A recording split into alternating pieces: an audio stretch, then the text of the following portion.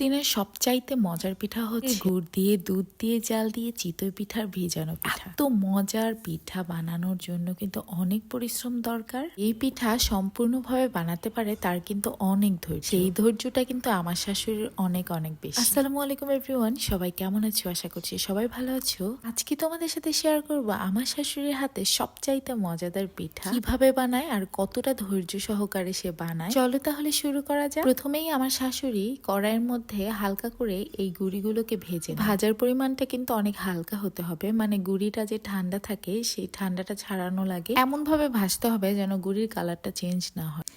এরপরে কিন্তু এই সব গুঁড়িগুলো একটা বোলের মধ্যে ঢেলে নিবে। তারপরে এই যে দেখো চামচটা, এটা দিয়ে কিন্তু নাড়াচাড়া করতেছে যেন ঠান্ডা হয়। আর ওইদিকে কিন্তু চুলার মধ্যে একটু পানি গরম দিয়েছে। এই পানি গরমটা দিতে হবে একদমই হালকা পরিমাণ। আসলে চিতই পিঠা কিন্তু অনেকেই অনেক রকম বানায়, কিন্তু আমার শাশুড়ির হাতে চিতই পিঠা খেয়ে তো আমাদের বাসার সবাই অনেক বেশি ফ্যান, আর আমি নিজে। এই জন্য কিন্তু আমি আমার শাশুড়ির রেসিপিটাই ফলো করি।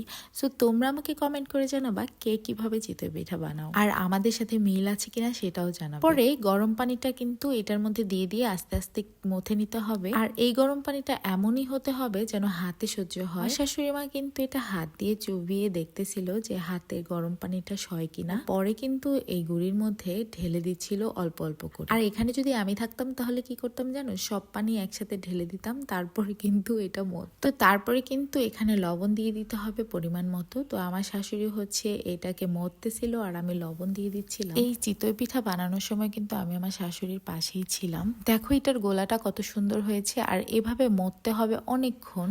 আর মথাটা শেষ হয়ে গেলে কিন্তু এটাকে আমরা 1 ঘন্টার মতো রেস্টেও রেখে দিব, তাহলে কিন্তু এই গোলাটা আরো সুন্দর হয়। তারপরে কিন্তু এরকম পাতলা করেছে হালকা হালকা পানি দিতে দিতে, একবারেই পানি দেওয়া যাবে না।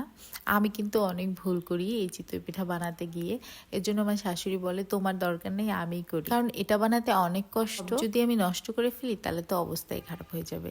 আর এই যে দেখো চিতই পিঠাগুলো কি সুন্দর হচ্ছে। আমার শাশুড়ি কিন্তু সবসময় আমাকে থ্রেট দেয় যে এই চিতই পিঠা তোমারও বানিয়ে খাওয়াতে হবে আমার ছেলেকে, আমার নাতিকে, আর আমাদেরকেও। আমি তো আমার শাশুড়িকে বলি যে আমাকে আর থ্রেড দিতে হবে না, এত মজার পিঠা আমার তো বানানো শিখতেই হবে, তা না হলে আমাকে কে সারা জীবন বানিয়ে খাওয়াবে। আর সবাই যেন বলতে পারে যে আমার হাতের পিঠাও অনেক বেশি মজা। শাশুড়ি তো সবসময় আমাকে অনেক ইন্সপায়ার করে। সে বলে যে হ্যাঁ তুমিও একদিন পারবা, টেনশন করো না, শুধু শিখতে থাকো, তাহলেই দেখবা পারবা।